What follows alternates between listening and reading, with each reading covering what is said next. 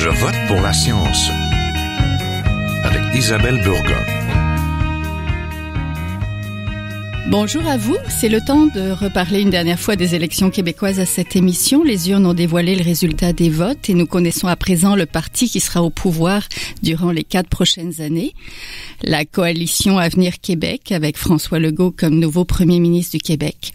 C'est l'occasion de faire un mini-bilan de cette campagne et de revenir sur ce qui s'est dit en matière de santé, d'environnement et de climat durant ces 39 jours d'élection. Il s'agit d'enjeux importants, des enjeux qui dépassent même les partis. Je pense plus particulièrement à l'environnement et au climat, mais la santé nous concerne tous aussi.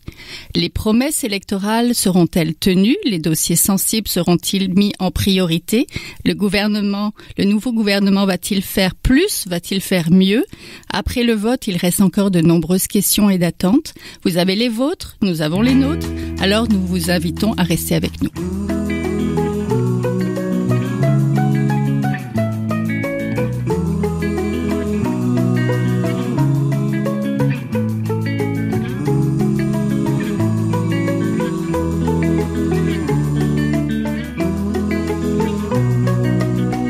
Parler du résultat des élections, des espoirs et des craintes que cela suscite, nos invités aujourd'hui, Pierre-Olivier Pinault, professeur à HEC et titulaire de la chaire de gestion du secteur de l'énergie et spécialiste des politiques énergétiques. Bonjour. Bonjour. Nous avons Mathieu Mas-Jolicoeur, chargé de cours à l'UQAM au département de sciences politiques. Il s'intéresse à l'organisation de la santé et de la santé publique. Bonjour. Bonjour.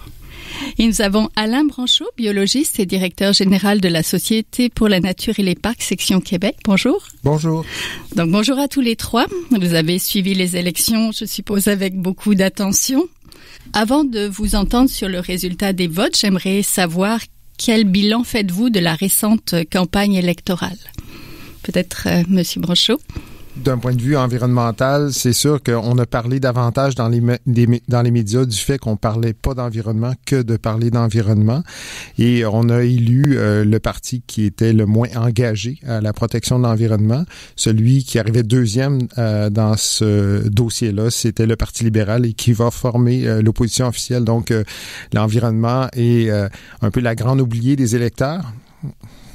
Oui, Monsieur Mas-Jolicoeur, de votre côté en santé? Oui, la campagne a été particulièrement rocambolesque, je dirais, dans le domaine de la santé. D'abord, je dirais qu'il y a eu 2 phases. La première phase, ça a été une phase où, essentiellement, on se questionnait à savoir est-ce que la santé allait devenir un enjeu prioritaire dans les élections. Les sondages indiquaient que c'était vraiment une des préoccupations essentielles des Québécois, une des grandes préoccupations des Québécois. Et finalement, on a tourné ça autour de qui sera le prochain ministre de la Santé. Et à partir du moment où les choix avaient été bien tracés des ministres de la Santé, que le débat sur la santé, du moins sur les soins de santé a été fait, on dirait que la santé n'a plus été un enjeu du tout du reste de la campagne et là c'est vraiment été une lecture plutôt des programmes des partis politiques qui devenaient comme un peu la priorité pour savoir qu'est-ce que proposaient les différents partis politiques. Professeur Pierre-Olivier Pinault. Oui, du côté de l'énergie, des changements climatiques, c'est vrai que c'est un peu comme pour l'environnement et la question des changements climatiques est environnementale avant tout. Effectivement, ça n'a pas fait partie du débat, ça n'a pas été une question qui a été mise de l'avant. La CAQ n'avait en fait aucun engagement sur ces thèmes-là. Les engagements qu'ils avaient étaient plutôt de nature à aller contre la lutte au changement climatique avec des plus d'autoroutes, un 3e lien à Québec, essentiellement pour faire plaisir aux électeurs. Le côté positif, parce qu'il y en a, c'est que le Québec solidaire qui a vraiment, et Manon Massé arrivait toujours avec la question des changements climatiques comme étant un enjeu extrêmement important parce que c'est le moment d'agir. Québec solidaire, donc qui voulait amener cet enjeu de la lutte au changement climatique sur la place publique, a gagné, a plus que triplé ses sièges. Donc la voix des changements climatiques va être entendue au moins va résonner à l'Assemblée nationale, et c'est possible qu'elle soit entendue parce que même si la CAQ ne mettait rien de l'avant, ils n'étaient pas opposés à la lutte au changement climatique dans leur programme. Ils ont toujours reconnu les faits climatiques. Alors il y a peut-être lieu de garder espoir. Oui, vous anticipez ma prochaine question, donc c'est le temps de réagir au vote. Êtes-vous plutôt optimiste, inquiet de savoir la CAQ au pouvoir, et pourquoi, Monsieur Brochu? Un des avantages de la plateforme de la CAQ, s'il y en a un en environnement, c'est qu'ils n'ont pas mis beaucoup de précision. Ils se sont pas engagés à détruire notre filet de sécurité au niveau environnemental. Alors donc c'est rassurant. D'une certaine façon, je pense qu'ils vont se retrouver avec des responsabilités importantes de ce côté-là. Ils vont avoir à faire face à des crises environnementales importantes. On le sait, ça s'en vient, on en vit déjà. Alors il y avait quand même au sein de la deuxième opposition officielle des gens qui travaillaient au niveau de l'environnement. Il y a Mathieu Lemay, plutôt, qui a été réélu, qui possiblement pourrait être ministre de l'Environnement. Donc, il connaît ces dossiers-là. Il y a des gens dans cette équipe-là qui connaissent les dossiers environnementaux. Donc, je pense qu'on n'aura pas le choix de leur faire confiance, de travailler avec eux, de les accompagner pour réussir à assumer leurs responsabilités au niveau de l'environnement. Mais je pense qu'on n'est pas dans la même situation que le Parti conservateur au fédéral avec M. Harper, où là, il y avait vraiment un agenda de reconstruire tous les outils au niveau environnemental. Et peut-être la plus grande inquiétude, c'est vraiment l'accélération de la prise de décision au niveau environnemental. Je pense que M. Legault a annoncé qu'il voulait que les certificats soient émis plus rapidement. On peut penser que c'est surtout des certificats qui vont dire oui au développement économique. Monsieur Majolika. Oui, c'est une question large, puis dans le domaine de la santé, comme on couvre assez large, en fait, ça devient un peu difficile de répondre en 2 minutes, mais je dirais qu'il y a beaucoup sans être des préoccupations, il va y avoir véritablement des grandes questions qui vont se poser suite à l'élection de la coalition Avenir Québec. Leur plateforme est assez claire quant aux objectifs qu'ils poursuivent.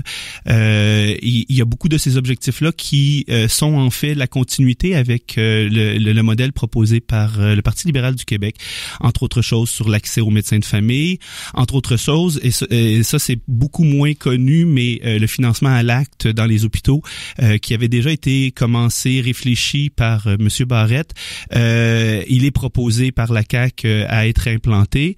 La continuité en termes de GMF, de super cliniques, d'installation d'infirmières, de super infirmières. Alors tout ça va rester dans les plans. Ce qui change un peu plus, il y a entre autres choses évidemment la réouverture des ententes négociées avec les médecins spécialistes particulièrement. Alors ça pose vraiment un enjeu en termes de politique, de rapport de force dans la prochaine année. C'est beaucoup plus un enjeu de budget, je dirais, de finances publiques qu'un véritable enjeu de prestation de services, mais ça pourrait évidemment devenir un enjeu de prestation de services compte tenu du rapport de force que les médecins peuvent avoir. Les autres modifications, et là, ça peut devenir vraiment très intéressant, mais aussi avec quelques questionnements, c'est par exemple la logique des maisons des aînés, de modifier dans le fond les CHSLD. Donc, c'est un investissement, la proposition, c'est un investissement majeur dans la construction d'un nouveau bâti, d'une nouvelle façon de voir la vieillesse. Ce qui peut être intéressant, il faut rappeler quand même que la vieillesse au Québec est particulièrement stigmatisée, particulièrement isolée aussi. Il va y avoir vraiment des grosses questions à se poser à ce niveau-là. Il y a aussi la possibilité, avec les victoires des 2 députés qui étaient pressentis pour le ministère de la Santé, M. Carman et Mme McCann, d'avoir ce que M. Legault voulait, un ministre délégué de la jeunesse. Donc, et effectivement, le service de santé, le système de santé, des services de santé et des services sociaux est particulièrement mal adapté aux besoins de la jeunesse. Il y a beaucoup de services qui sont très difficiles à recevoir pour les jeunes. Il est possible que M. Carman ait un impact intéressant là-dessus. Professeur Pinault, je vous sens pas très inquiet, je sais pas. Mais je garde un certain espoir. Évidemment, il y aura un agenda de développement en énergie, mais d'un autre côté, la réalité du marché fait qu'on pourra pas avoir un boom pétrolier au Québec ou un boom de construction hydroélectrique au Québec parce que le marché n'est juste pas là. Alors même s'ils voulaient ouvrir tout grand les portes à l'industrie pour développer des grands projets, l'industrie ne le ferait probablement pas parce que peut-être quelques petits projets, mais rien de majeur parce que les prix d'énergie sont trop bas pour justifier des grands projets. Alors je pense que le pragmatisme de la CAQ va faire en sorte que oui, ils vont peut-être ouvrir et donner des permis trop rapidement avec moins de contraintes pour des projets, mais il n'y a pas non plus une vague de projets qui va déferler. Là où le pragmatisme de la CAQ pourrait faire du bien, c'est dans la lutte au changement climatique, parce que le fonds vert, on a des milliards de dollars, des centaines de millions de dollars que le Parti libéral a mal dépensé ces dernières années, que le gouvernement a très mal géré, et ça c'était reconnu, c'est des mini-scandales récurrents dans les médias, comme quoi l'argent du fonds vert est mal dépensé, et donc ça va faire du bien, je crois, que d'avoir la CAQ qui n'est pas liée aux anciens gestionnaires ou aux anciennes décisions, de pouvoir peut-être mettre un peu plus de rigueur dans la manière dont on dépense cet argent du fonds vert. Et s'ils font leur devoir, s'ils sont pragmatiques et qu'ils écoutent un petit peu les différentes options pour le dépenser, on peut espérer qu'ils le dépensent d'une meilleure manière et qu'ils investissent justement davantage en transport en commun pour offrir des alternatives. C'est certain que on va pas avoir un parti qui va vraiment amorcer de façon radicale la transition énergétique qu'un gouvernement de Québec solidaire ou du Parti québécois aurait tenté d'amorcer.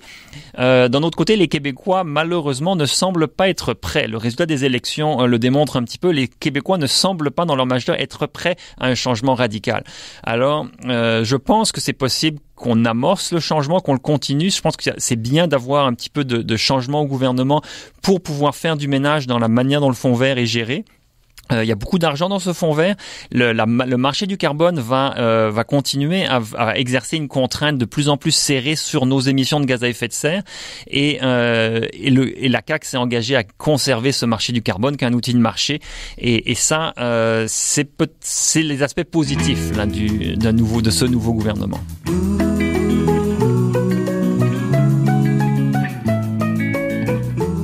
Vous êtes toujours à Je vote pour la science, là où la science rencontre la politique, une émission produite par l'agence Science Presse. Vous pouvez visiter son site internet au sciencepresse.qc.ca. Poursuivons avec cette émission post-élection. En matière de biodiversité et d'environnement, la CAQ fait plutôt triste figure. Le parti se dit d'accord avec seulement 2 des 23 propositions de Viro Vert, se dit contre l'engagement de 10% au moins d'aires marines protégées, et ils affirmaient plutôt qu'il faut protéger la biodiversité en gérant de façon responsable nos ressources naturelles et les activités économiques qui en découlent. Qu'attendez-vous de l'actuel gouvernement, Monsieur Branchot? Au niveau de la protection de la biodiversité, on peut dire que d'une façon générale, c'est encore le volet le plus oublié de la protection de l'environnement ou du volet environnemental. Au niveau on parle beaucoup du climat, de la mobilité, parce que c'est aussi associé à du développement économique. Le REM, c'est un gros projet de développement économique. Les différents éléments qui sont associés au transport en commun le sont également. Alors, la protection de la biodiversité, on a de la misère à l'internaliser dans l'économie et c'est moins sexy de parler de ça, de mettre en place de grandes aires protégées. On a la responsabilité de respecter les engagements internationaux. On doit protéger 17% de notre territoire terrestre d'ici 2020, 10% de notre territoire marin. Alors, le nouveau gouvernement va être aussi attaché à ces engagements gouvernementaux-là. On doit le faire. On est l'hôte du secrétariat de la Convention sur la diversité biologique au Québec. Alors, c'est important de faire ça. Maintenant, comment on va réussir à amener ça sur la place publique, percer l'espèce d'indifférence des différents partis, parce qu'on n'en a pas parlé, que ce soit à Québec solidaire, Parti québécois ou même le Parti libéral. Il n'y a pas eu vraiment de discussion sur la protection des espèces en péril, la protection du chevalier cuivré, la protection de la rainette fourrillon. On a peur d'aborder ces enjeux-là qui sont importants. En campagne, on en a peur. D'autant plus. Donc, il va falloir le faire, mais moi, ma perception, c'est qu'on a élu, encore une fois, le gouvernement de la croissance économique, la poursuite de cette politique qui nous suit depuis l'après-guerre, comme puis on sait aujourd'hui que c'est l'élément principal de destruction de la planète, cette croissance-là sans fin. Donc, la bonne nouvelle, on l'a souligné tantôt un peu, on a un parti qui, pour la première fois, a nommé ça. Que la croissance économique, c'était pas possible et que on devait développer des politiques qui allaient nous éloigner de ça. Alors, Québec solidaire l'a vraiment mis sur la table et je pense que le Parti québécois a amorcé une grande réflexion sur des politiques intéressantes au niveau environnemental. Mais encore une fois, la biodiversité, la grande oubliée. Oui. Professeur Pinault, en matière de climat, les partis ont pas su créer beaucoup d'opportunités. Pour en parler, il y a eu un débat et c'est tout, mais il y avait un candidat de la CAQ qui était présent. Ça met peu de pression sur le nouveau gouvernement à s'engager plus en avant pour le climat. D'ailleurs, je pense que la CAQ s'engage par ailleurs à respecter quand même les cibles actuelles de réduction des gaz à effet de serre, parce que c'est un engagement qui a été pris durant la campagne. Et garantit aussi qu'elle adopterait un plan de transition vers une économie sobre en carbone en misant sur l'hydroélectricité. Vous en pensez quoi?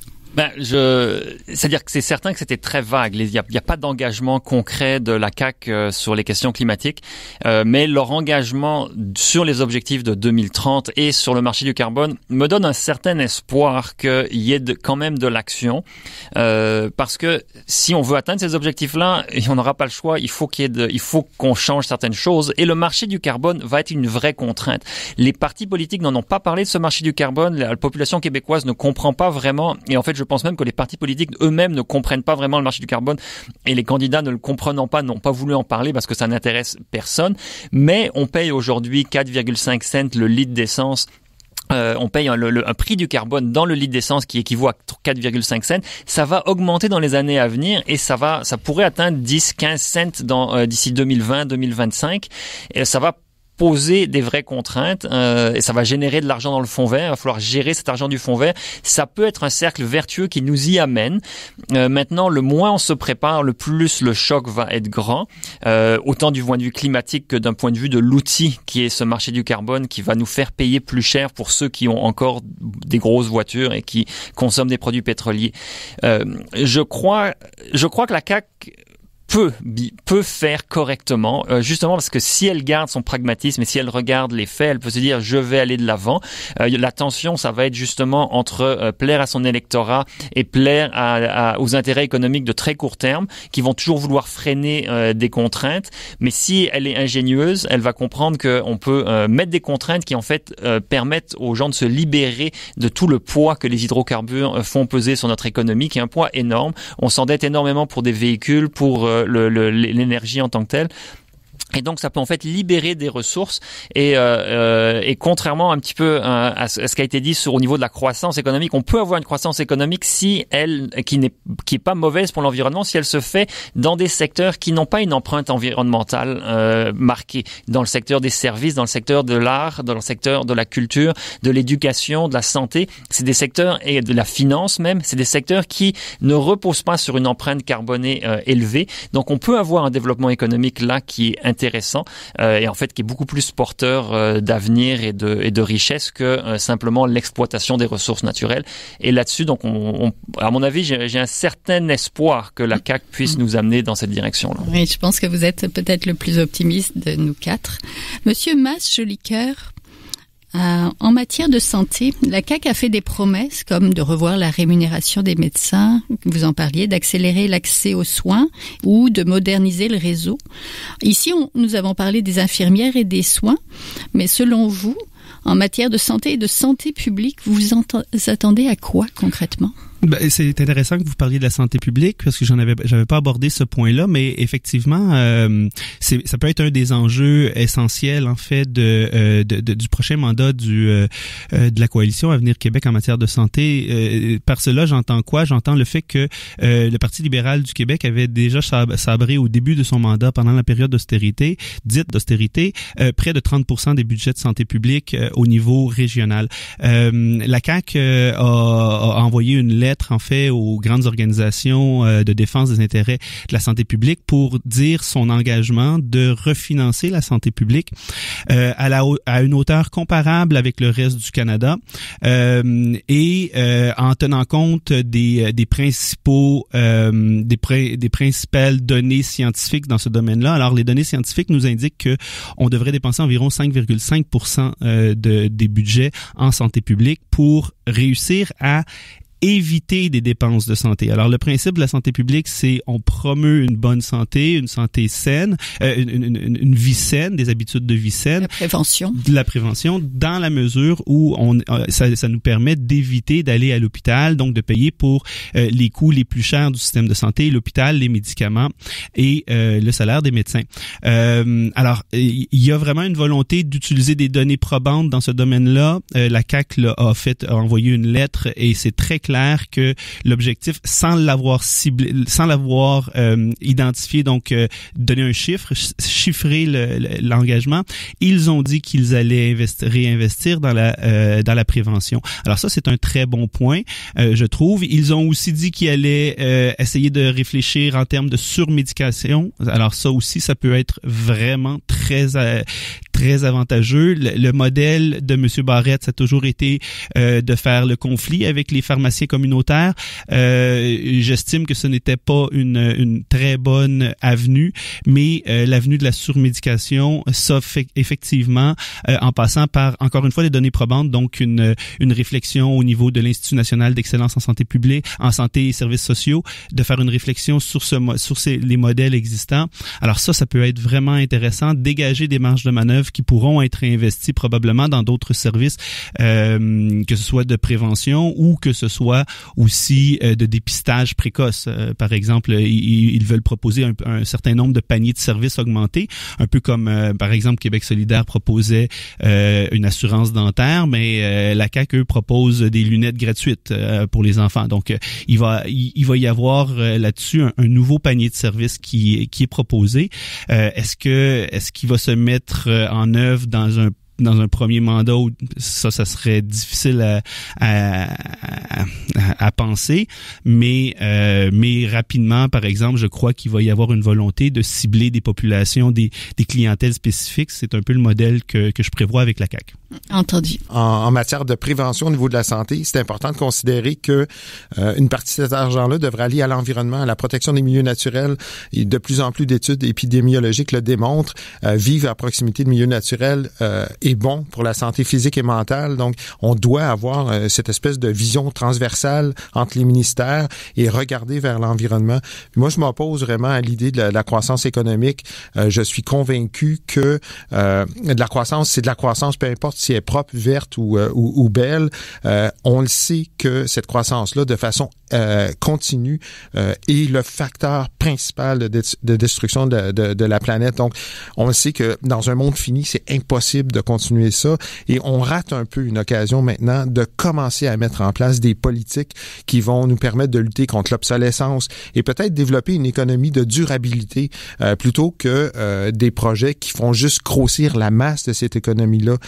Merci beaucoup. Donc, on était en compagnie de Pierre-Olivier Pinault, professeur à HEC, titulaire de la chaire de gestion du secteur de l'énergie et spécialiste des politiques énergétiques.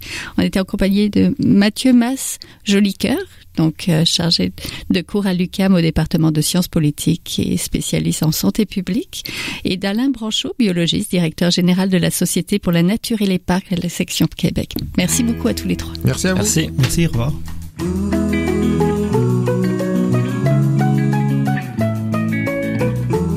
C'est maintenant le temps de passer le micro à notre scientifique éditorialiste, une nouvelle rubrique où un chercheur réagit à un sujet d'actualité. Bonne écoute. Bonjour, je m'appelle Serge-Étienne Parent, je suis ingénieur écologue et professeur en agro-environnement à l'Université Laval et j'ai initié un projet qui s'appelle les 10 questions de science avec Olivier Bernard alias le pharmacien, dont le but était d'interpeller les partis politiques sur des enjeux scientifiques potentiellement divisifs. Donc, on a réuni une petite équipe et puis on a envoyé ces questions-là aux partis politiques. On a reçu des réponses de certains partis et on n'en a pas reçu de d'autres partis. Donc, c'est fait intéressant. Le Parti conservateur, le Parti vert et les libéraux ont répondu au questionnaire. Mais pour ce qui est de la CAQ, qui va former le prochain gouvernement, le NPD, le NPD Québec, le Parti québécois et Québec solidaire, mais on n'a pas reçu de réponse, malheureusement. Les réponses étaient de nature à la fois factuelle et intentionnelle. C'est-à-dire qu'on voulait sonder les partis sur leur reconnaissance de certains faits scientifiques, par exemple le climat, sur les biotechnologies, sur la médecine, sur la vaccination, etc. Et on voulait aussi connaître leurs intentions face à ces faits scientifiques. Donc, d'une part, savoir s'ils reconnaissent les faits, puis d'autre part, pour leurs intentions. Voilà. Ce qui fait que le bulletin total, si on regarde le bulletin de chaque parti, on a donné un 0 aux partis qui n'ont pas participé, donc un beau 0 pour la CAQ, pour le NPD, pour le Parti québécois et pour Québec solidaire, et le Parti conservateur s'en sort avec un 6 sur 10, le Parti vert avec un 5 sur 10 et les libéraux aussi avec un 5 sur 10. Donc, ce qui est décevant, c'est d'une part la très faible participation des partis politiques à des enjeux qui sont pourtant majeurs. Hein, si on veut baser nos décisions politiques sur le meilleur des connaissances, si on veut que nos politiques publiques fonctionnent, il faut justement se baser sur le meilleur des connaissances.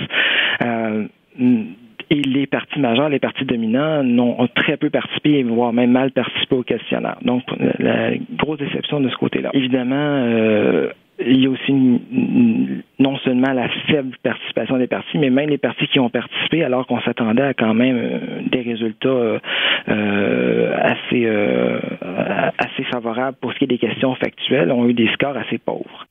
Donc, c'était la conclusion. Pour ce qui est de l'avenir, on va répéter l'expérience. C'était un premier jet, un premier prototype. Ça va être développé, ça va être amélioré, et puis on veut faire en sorte que les 10 questions de science deviennent pour chaque élection un incontournable, et ce pour tous les partis. C'est tout pour cette semaine. Je vote pour la science est une production de l'agence Science Presse avec Radio VM. À la régie, Alexandra Jurgen.